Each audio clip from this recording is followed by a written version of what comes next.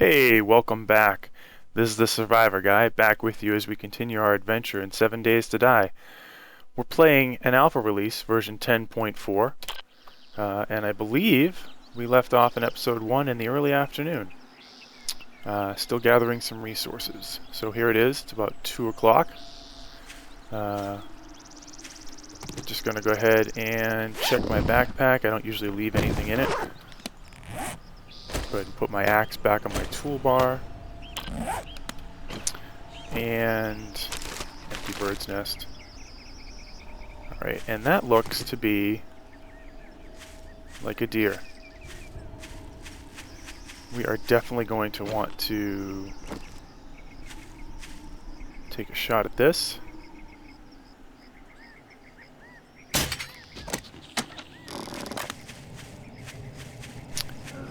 We already have some raw meat on us, so a little more is not going to attract any more zombies, but it is going to give us plenty of food. We'll just have to make sure that we take the appropriate precautions. One of the things we can do is we can put this food into a storage container once we build a structure. That limits the zombies' ability. Whoa! And we have quite a bit going on here. This is what I mean when I say that you constantly need to be checking all around you, because the game is constantly throwing challenges at you, whether it's hunting for food, whether it's zombies, whether it's the day just going by what seems to be faster than normal. So we're just going to grab a few more bird's nests, and we are going to loot this zombie here. And then we're going to cut a couple more trees. I'll double check the inventory. I think we already have 20 some odd logs, which should be a good start. But we'll grab a few more here, and then we'll head up to the top of that hill that we picked out in episode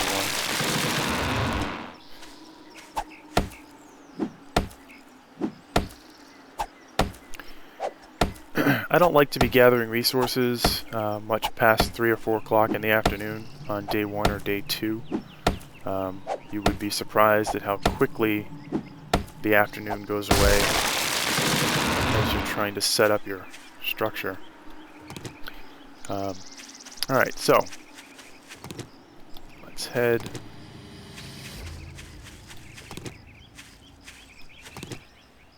back up this hill, but first let's go ahead and take half of a stack. Remember, if you right click you cut a stack in half, and that'll make us about 320 planks.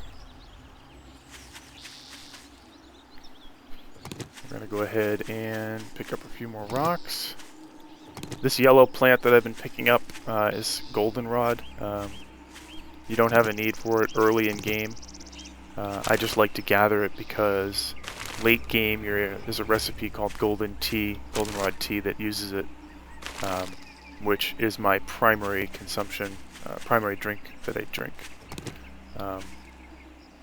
as opposed to drinking straight water. Now, this is good that we have found a few cans. So I'm going to take a moment and take these 3 cans, and we're going to run back down to the river, because in early game it's difficult to get clean water. Most of the water sources in the game are contaminated from the effects of the World War. So one of the cool mechanics that I really appreciate is that the game requires you to boil water early game. Or you could just, if you're lucky enough, and you can find some water too if you're really good at scavenging. I prefer to have at least 3 to 5 cans on me, and then I will use those cans, grab water, and I'll make sure that they're full before each night as I head up to my house for the evening. Alright, so our wood planks are now done. let's go ahead and create what's referred to by the game as a wood frame. This is probably the single most used building block, at least by me. I find that I'm constantly finding new uses for the wooden frame. Let's go ahead and make about 46 of them.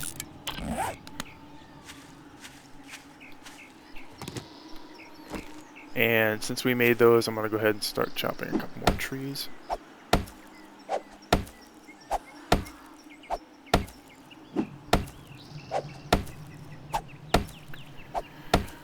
So, right now we're actually looking really, really good. We've done a little hunting. And remember, always check around you, especially now that we're carrying raw meat. We've done a little bit of hunting. We've got some water, which I will show you how to make drinkable here shortly. And we have plenty of wood. So let's go ahead and start at least the initial foundation or platform, if you will, for our base. Which I picked the top of this hill, but we have some company. You'll notice that when I'm engaging the zombies in melee combat, I tend to go in, strike them, and step back. That's a trick that I learned from watching Cage. I linked his channel on my channel. Whoa! Okay, this is what I mean about checking everywhere all the time. That was really close. So, crossbow. Anyways, Cage has this great trick where he steps back and hits, and it's extremely effective, and I find it to work really, really well. It works with most of the melee weapons, and it limits your risk of infection, which is something that you really don't want at any point in the game, but you especially don't want it early in the game. When you find yourself doing a lot of running and you don't have anywhere safe to flee to. Alright, so let's go ahead and get our structure started.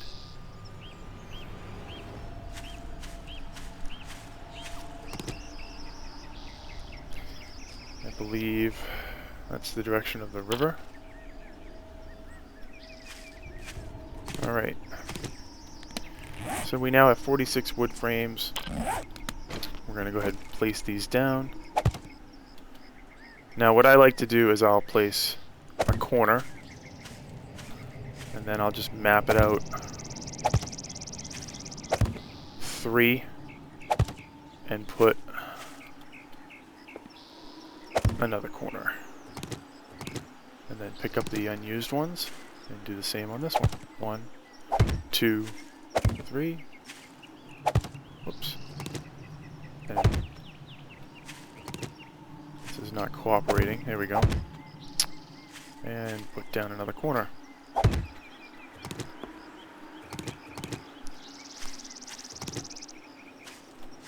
A lot of people will tell you that they prefer to work on a flat area.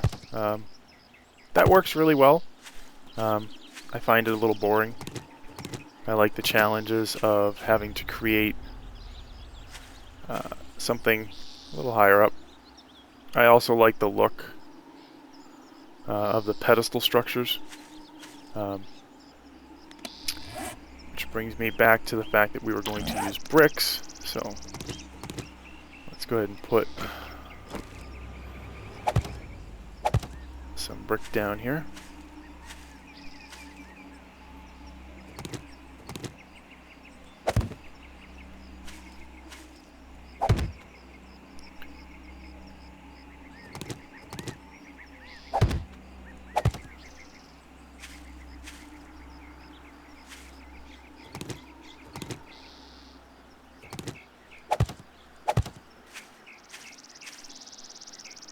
Okay.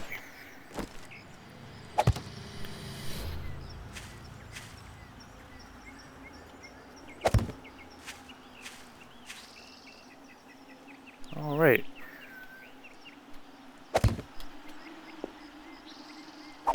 It's looking really good, so we'll just continue putting up.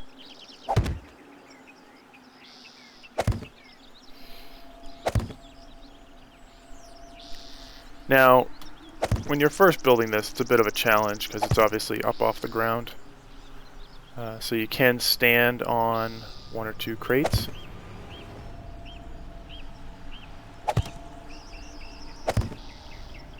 To get up to the desired height, and then come back down. Now, as long as you have wood planks in your inventory, which we do, you can right-click with the stone axe and you can upgrade. There are 3 upgrades to the wood frame. The third tier being a metal tier, which requires scrap iron. We don't have any right now, so we're only going to the second tier.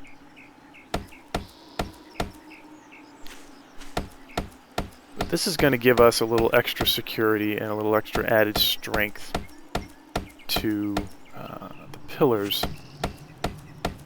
This is about head height. This is where the zombies are probably going to do most of their damage.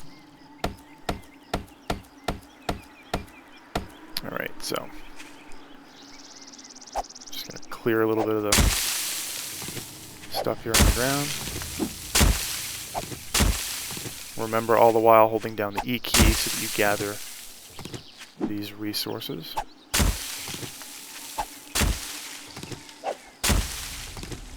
Okay.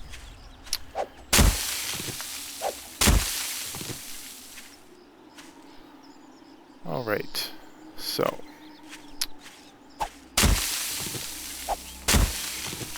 I'm thinking we probably need a ladder right about here. Actually, we're going to do the ladder a little different.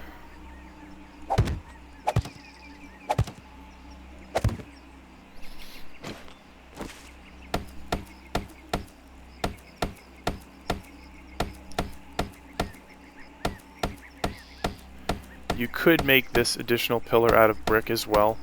We're just getting a little tight on time. So I just want to get this finished. I'm going to chop this tree down.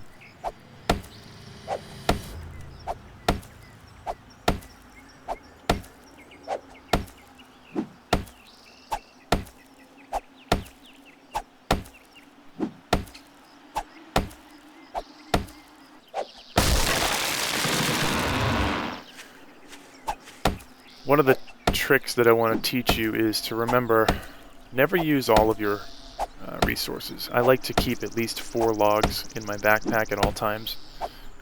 There has been many a game where I find myself scrambling away from zombies or trying to get back into my base because I stayed out too late. And having disciplined myself to have those 4 logs has saved me many times. You're going to see here in a few minutes that the logs are a good source of fuel for the campfire, which is your main reason, basically the main reason to have that is to start the campfire so that you can cook food, cook water, and so forth. And when you're sitting in your base at night and there are zombies outside, you're definitely going to want to have the means to prepare a meal so that you're ready for the next day to scavenge and continue working on your structure. Alright, so finish this last tree. And I'm sure by now wood planks have finished. So let's go ahead and make some materials for a ladder. All the while remembering to keep an eye out.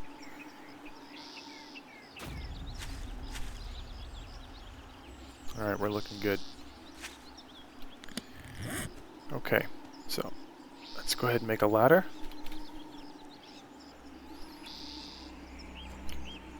And again, you just have to type in the recipe. There are hundreds of recipes, so until you've actually crafted them and you know what they are, I just find it easier to type it in.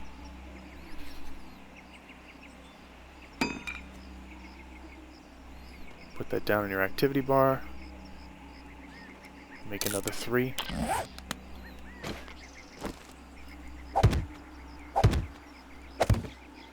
Great.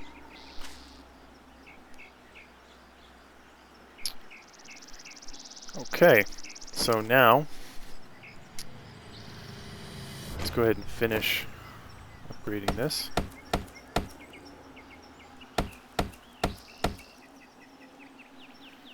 And then take and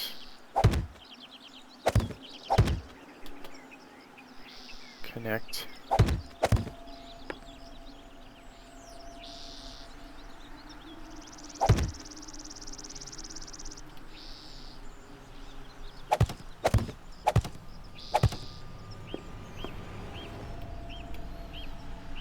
the wood frames.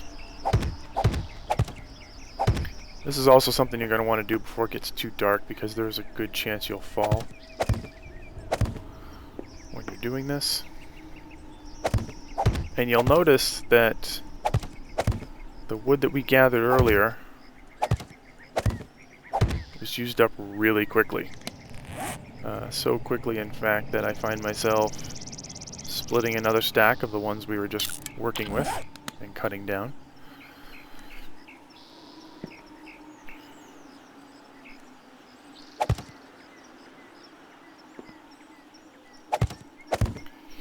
There are some really nasty zombies in this game. One of the more nastier, in my opinion, is the spider zombie. He has the ability, as his name implies, to climb. So I will teach you a few tricks to try to keep your base fairly safe from this predator, which is, he can be found early game. There are some zombies that don't seem to show up until probably after day 7, which is when they start to get really feral. And we can discuss those in a later episode. But for now, we're concerned primarily with the ones on the ground, such as the dogs, and the nurses and so forth, and in particular the spider zombies. So, we're going to get about 8 or 9 here before I snag them, because we're losing daylight.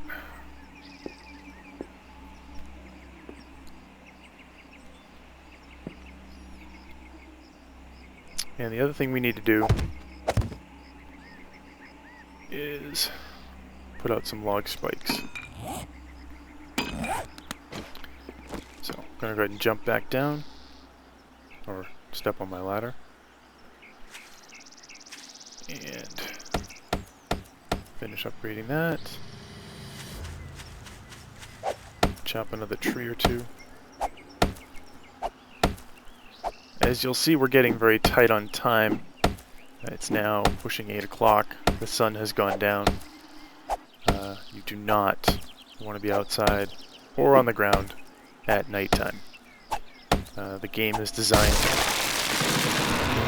to punish you at night. During the day, when you're gathering resources, there's plenty of daylight. The zombies move much slower, and you're able to see them from a much greater distance. Nighttime, not so much. So I'm just going to grab this last tree, and then we're going to start working on a very basic rudimentary defense. If we found ourselves just up in the base, the zombies would probably just beat down the pillars and kill us. So I like to basically put spikes around each pillar. Zombies step on the spikes, they take damage, eventually they kill themselves. But we need to do this relatively quickly because we're losing daylight. So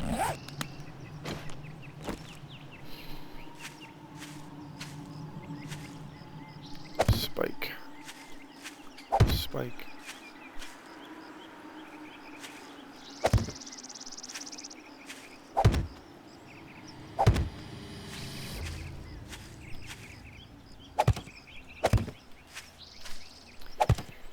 Basically, for now, for tonight, each corner is sufficient. because they do have to step on it to actually do damage. Fix that one in the morning. If you want to put down an extra one, that's fine. Just so you don't have any in inventory. And then probably head up. Put one more ladder.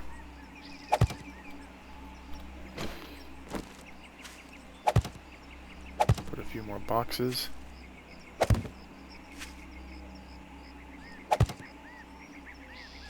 Alright, we can do that from up top.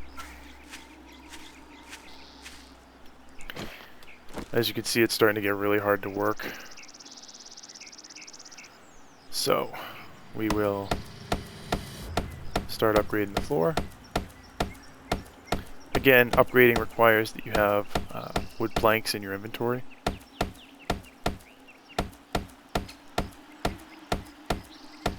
Also, where this is the first night, I'm more comfortable smashing my ladder.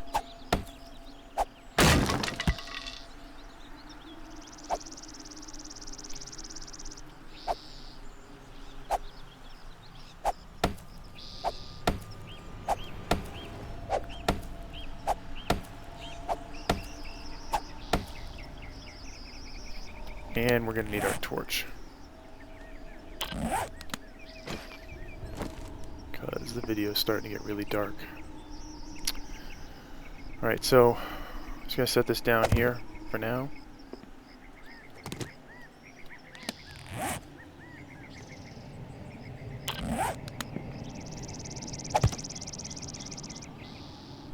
And then I will continue to work. And this is probably a good place to stop this video.